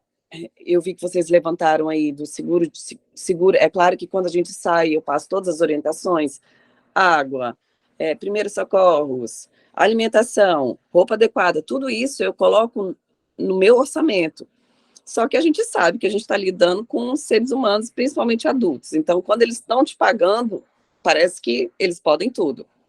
Então, durante o caminho, a gente vai fazendo, né, aquele manejo, vai vendo quem tem mais dificuldade, fica mais próximo. Eu não chego a levar mais do que 5 pessoas, até porque eu acho que fica difícil de você estar dando uma atenção maior para todo mundo. Só que eu percebo que tem essa questão. É como se cada um fizesse do seu jeito, da forma que quer, do jeito que quer. E quando eu vi que a Rose trouxe esse manual, eu achei muito bacana, muito interessante, muito grata. Eu acho que é algo que pode ser distribuído, né, falado, enviado para as associações. Eu mesma, na época que eu guiava, eu participava de uma associação, e para você ser associado, você precisa fazer curso de primeiros socorros, você precisa estar reciclando os seus cursos de trilha, manutenção de trilha. É claro que tem diversos outros cursos, mas isso vai de quem quer. Então, eu acho bacana, assim, já que, né, a gente unir esses laços. É igual a própria rede, né? A rede, ela é feita, né, de conexões, né, de trilhas. E a gente tentar se unir também, né, se conhecer melhor, se unir melhor. Eu fico pensando formas, né, como a gente pode. Eu vi a sua publicação, eu anotei para poder participar, e aí, assim, aqui a gente percebe que nós temos mais condutores, né, do que participantes mesmo, porque esse tipo de live é para, assim, turista também tá ciente, sabe? Porque é muito importante. E a gente é uma via de mão dupla, né? A gente requer fazer o melhor serviço, assim como eles também, eles contratam a gente para que a gente possa estar, né, realizando sonhos, pode-se dizer. Tem gente que eu já guiei que não conseguia caminhar da sala para o portão, é totalmente sedentário. E depois que eu comecei a guiar, tem um outro estilo de vida. Então é isso, assim, questão de consciência, né? Eu sou super a favor né, cartilha, alguma coisa, eu não sei muito bem, eu sei que tudo requer dinheiro, né, verba, é muito difícil, principalmente essa questão das estradas, a gente não teve, eu não obtive resposta, eu não obtive resposta da associação, não obtive resposta da prefeitura, e aí a gente fica assim meio que de mãos atadas. Eu percebi que para minha segurança, eu sou uma mãe de 4 crianças, eu tive que parar de conduzir, porque as pessoas me procuravam e muitas delas queriam ir justamente para essa estrada, porque é uma estrada que tem vários atrativos maravilhosos, e eu falava, não, vou te passar para uma outra pessoa, porque esse lugar eu não faço. Eu me bloqueei. Então, assim, eu queria até a ajuda de vocês para saber como é que a gente pode estar, né, expandindo essa informação, porque ela é muito importante. É isso, espero ter colaborado de alguma forma. Meu Instagram é Bela e a Natureza, se alguém quiser continuar o contato. Vou deixar meu contato aí também nas mensagens. Obrigada, gente.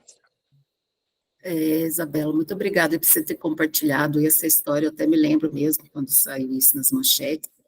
E eu me lembrei agora de um aplicativo que acho que a Mônica já até usou, que ele chama Eu Vivi. E nesse aplicativo, ele é interativo, onde a gente deve também registrar todos aqueles acidentes que você sabe que aconteceu, você pode registrar lá. E aí é interessante que você vê o mapa, aí você clica lá para ver o que aconteceu naquele lugar. Aí vai falar, a pessoa se afogou, o outro teve isso. Aí tem lá todos, ele tem um mapa interativo. E você pode ser uma das fornecedoras das informações. Eu achei ele bem interessante. Fui baixar o aplicativo, porque eu queria também aprofundar um pouco o conhecimento, né? Infelizmente tem essas falhas, né? Com relação à sua questão que você colocou aqui no chat, eu já até falei, né? Como é uma estrada e a gente não sabe exatamente se ela é uma estrada que só liga propriedades ou se ela realmente liga locais dentro do município ou se liga um município a outro, existe uma dúvida de quem seria a autoridade competente. Mas, na dúvida, você pode acionar a ouvidoria do município, porque a ouvidoria, normalmente, ela vai apurar. E se não for da competência dela, ela tem a obrigação para te responder, né? E até porque existe aquela questão da lei também do acesso à informação. Então, a ouvidoria, ela é obrigada também a te informar e vai ter que te dar um retorno algum dia.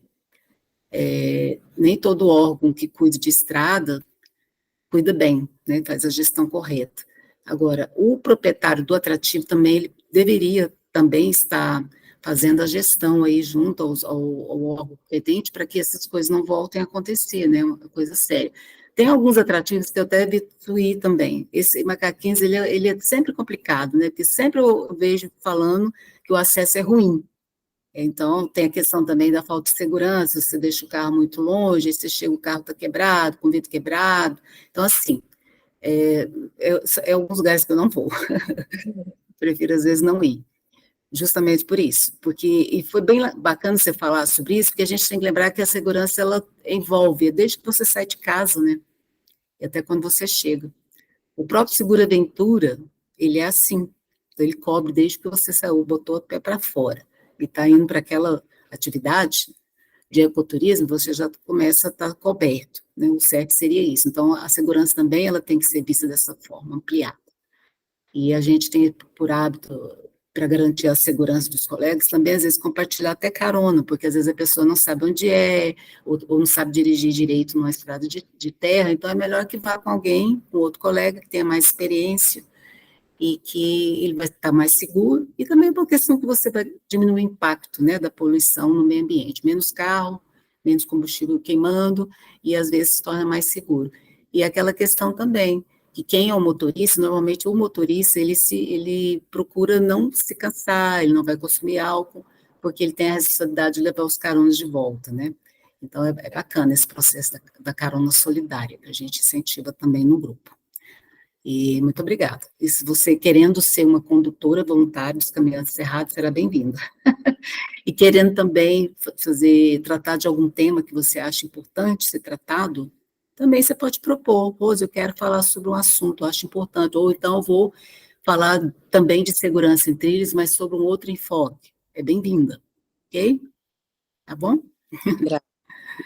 E vou passar a palavra, então, agora para o Gilson, que pediu aí. Ah, sobre a questão, essa live, ela vai ficar gravada, depois ela vai ser editada, e vai ficar no canal de YouTube dos Caminhantes Cerrados. Então, assim, embora nesse momento agora pode ser que a gente não tenha muitos trilheiros, de fato tem muitos, e eu até fico feliz, né, de ter bastante guias aqui, foi até bom você mencionar isso, mas isso vai ficar lá, esse material, ele vai ficar para ser utilizado.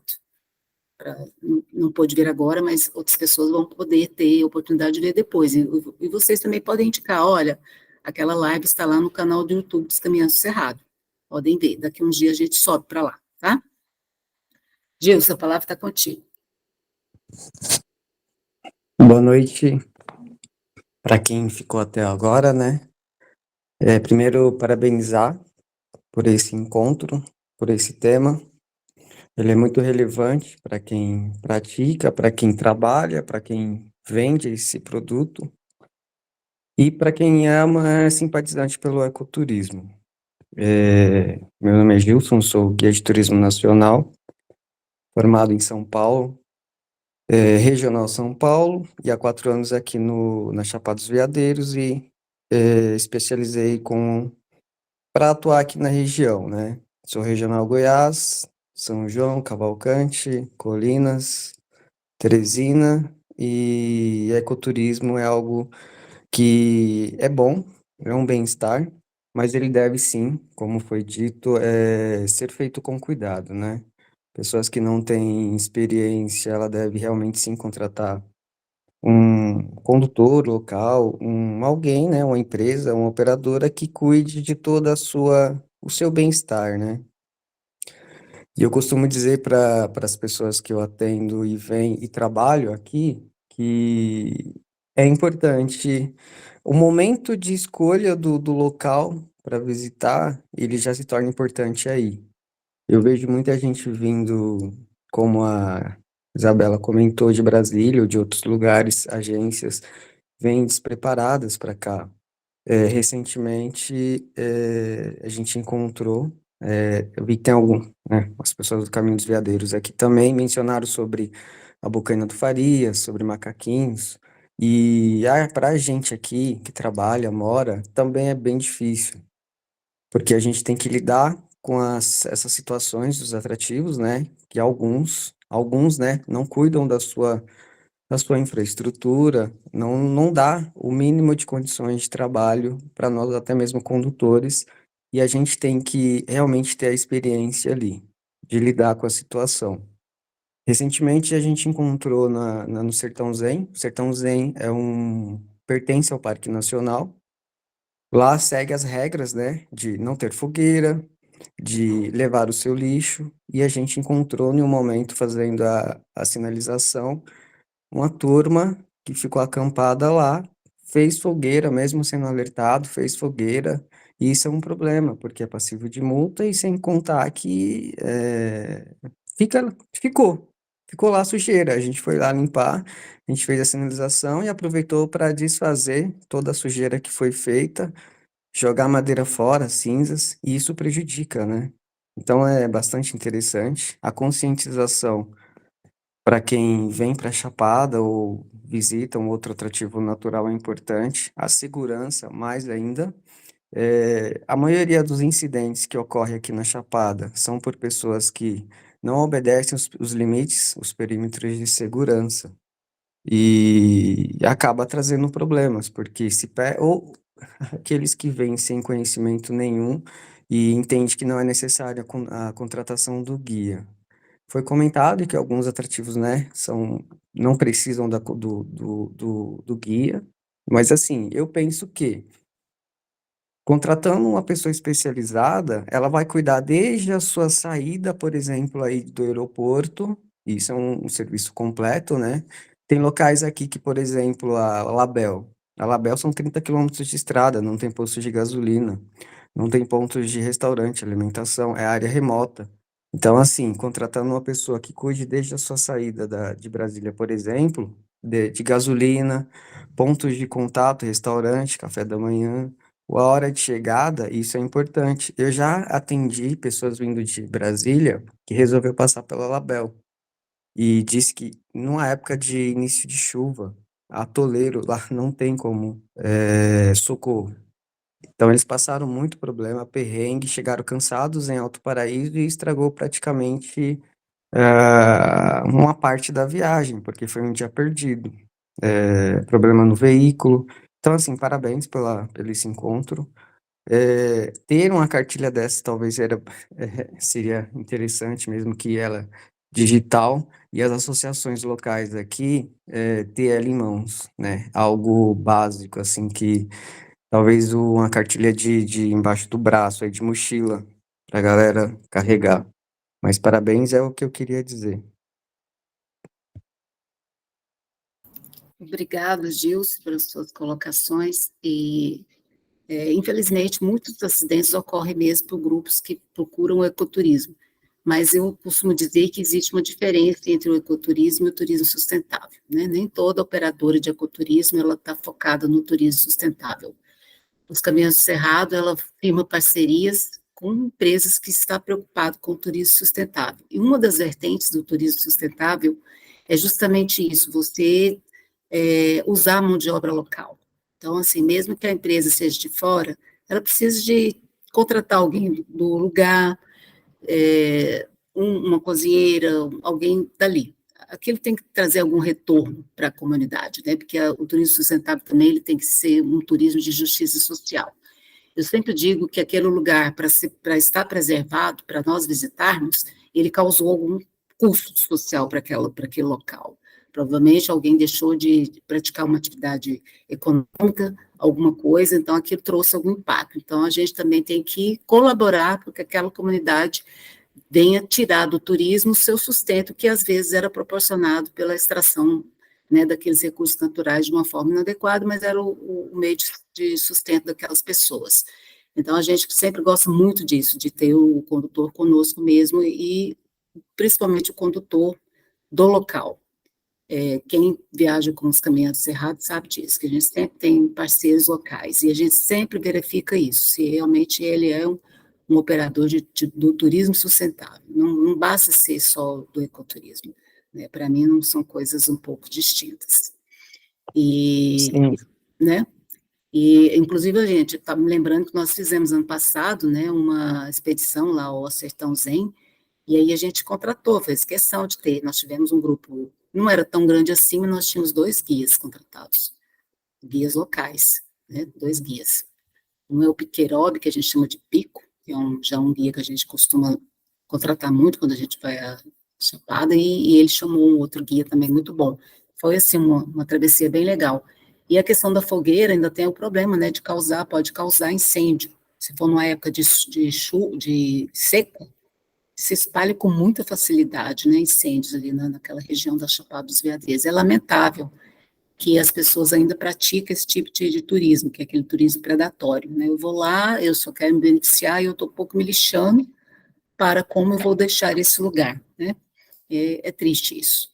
Por isso é que a gente sabe que em muitos locais, às vezes, o guia não seria necessário por conta da dificuldade da trilha, mas ele é necessário para ele cuidar da preservação daquele local onde está sendo visitado, né? E as unidades de conservação, eu não condeno onde se exige a presença do guia, justamente porque eu vejo ele como um elemento muito importante aí também na preservação.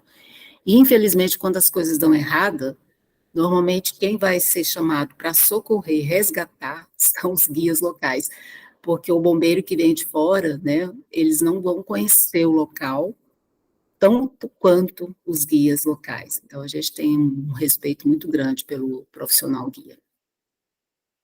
Não, isso é importante, é o fomento ao turismo, né? Mas Exato. assim, tá vindo muita novidade aqui na Chapada. A gente tá com a Rota do Bem-Estar, que ela tá sendo desenhada, né, para enriquecer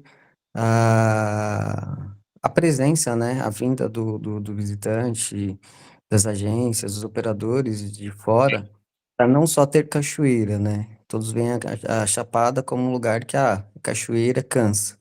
Mas a gente está com a Rota do Bem-Estar, e isso vai trazer agregar, né? A gente tem o Caminho dos Veadeiros, melhorando as trilhas, trazendo mais produtos, para meio que trazer uma experiência completa para o visitante, né? O cicloturismo, o turismo, as trilhas noturnas, e assim trazer aquela vinda né, do viajante, das pessoas da Chapada, e retornarem de uma forma mais completa.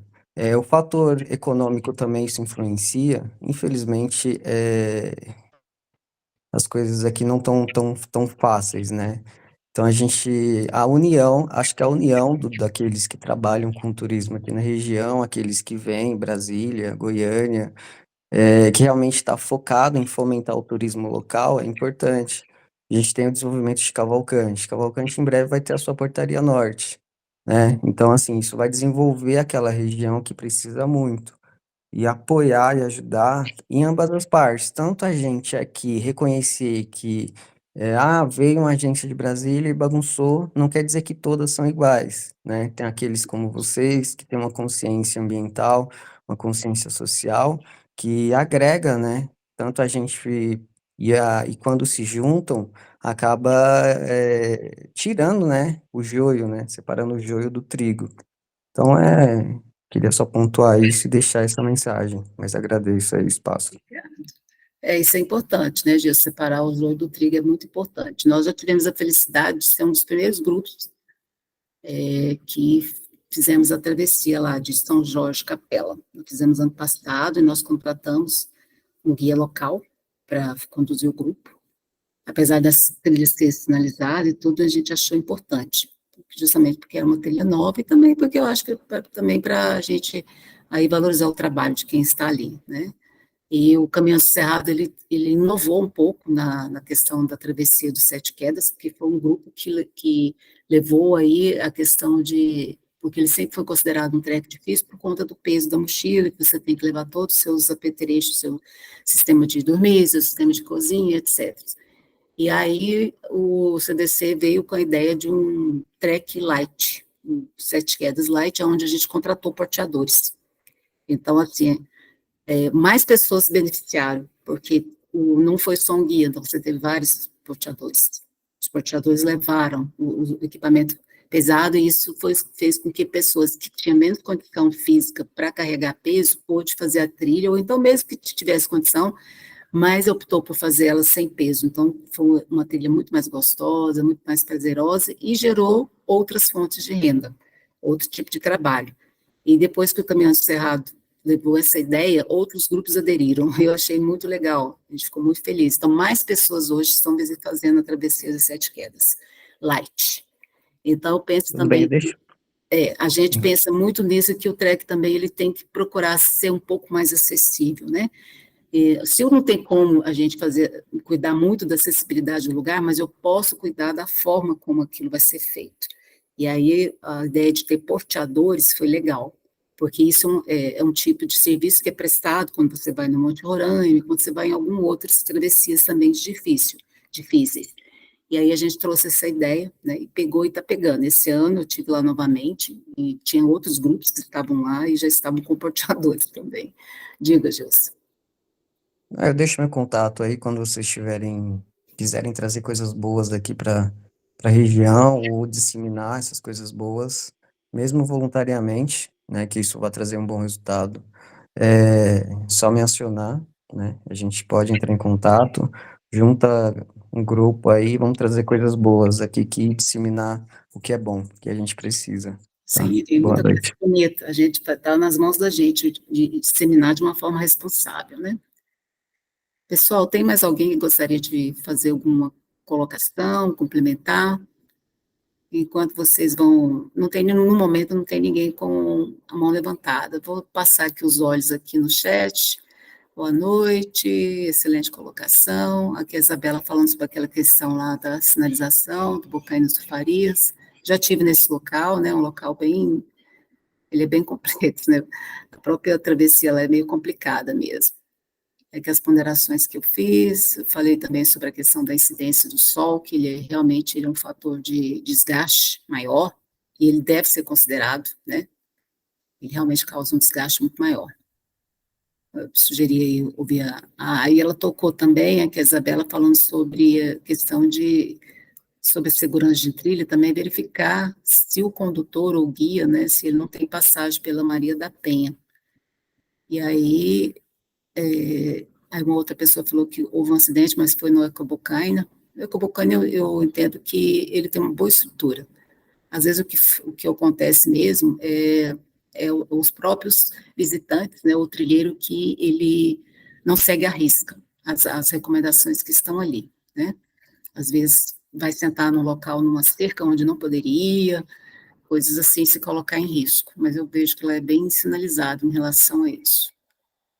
Sobre a questão de se preparo, eu falei um pouco sobre a questão do assédio, que a gente também, infelizmente, a gente presencia isso, o assédio sexual, ele é uma coisa ruim. Eu já tive, assim, infelizmente já presenciei assédio de guia para com os participantes e também dos participantes entre si. Infelizmente, um caso que eu vi foi de mulheres em relação a homens, né? Porque hoje, dos grupos de trilha, a maioria hoje são formados por mulheres, homens são poucos. Tá? Nesse caso aí, eles é que foram vítimas, foram muito assediados, né? Chega a ser desconfortável. Penso eu não gostaria de estar na pele deles. E, às vezes, as próprias clientes também assediam os guias, né? Também acho que um número grande para o guia também não deve ser. Realmente, eu acho que se o número passou de 5, você já deveria ter 2 guias. Que pode acontecer, né? Deixa eu ver mais aqui. Ela deixou o contato dela.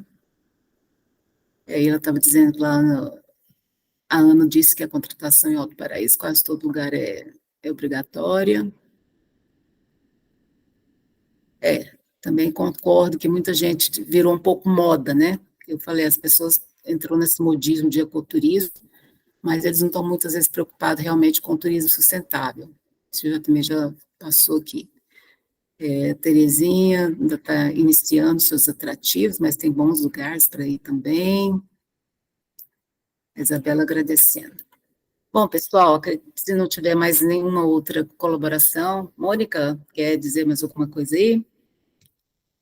Eu só queria agradecer, né, e mostrar o quanto e só ressaltar, né, o quanto as experiências de cada um de nós enriquece, né, é rica, né. Se a gente for parar para pensar e fazer um diário de bordo, cada um de nós tem alguma coisa, né, de dano, risco, perigo, segurança em trilha para comentar, né. Essa fala que o Lucas deixou aqui no chat, né, com a questão de capacete, salva-vida, na hora que você passa na trilha aquática. Então, assim, eu quero agradecer a colaboração de todos que estiveram aqui conosco, né, contribuindo também para engrandecer esse assunto, porque ele é extremamente necessário a todos nós, né. Agradecer mais uma vez o convite, né, para estar aqui falando um pouco de gestão de risco em trilhas, né, e poder contribuir com esse assunto que, para mim, né, assim, importante, interessante, eu gosto, né, vibro com ele, né, na questão de segurança e risco de patrimônio, né. Muito obrigada, assim. Isabela, você tinha levantado a mão, depois abaixou de novo. Você só registrou o que uma hora você falou Não, vezes superior a mim, mas acho que era a Mônica mesmo, porque é ela que fez a... isso, mas é Mônica, desculpa, Mônica. Eu tô pelo celular, e aí pode ver que tem horas que a minha imagem está de lado, né? Desculpa. Foi por engano. Ok. Então, a gente vai finalizar por hoje. Agradeço a presença de todos e que essa discussão sobre a segurança de trilhos ela seja permanente, né? Se não é um assunto que está pronto e acabado, a gente realmente precisa de cuidar o tempo todo. E a gente vai, de repente, às vezes, voltar com outros temas aqui, outros enfoques sobre segurança de trilha. E vamos abordar em breve também vamos trazer outras lives interessantes também. Nós queremos é ter também um trilheiro consciente, né, um trilheiro também que cuida do local de onde ele visita. E, dito isso, vou dar por encerrado, então, o nosso encontro, agradecendo mais uma vez aqui a Mônica, né, e estamos aí. Estamos aí para curtir a natureza, mas observando e respeitando, né, não só a natureza, mas como aquela comunidade local ali. Um abraço para todos. Boa noite. Boa noite, gente.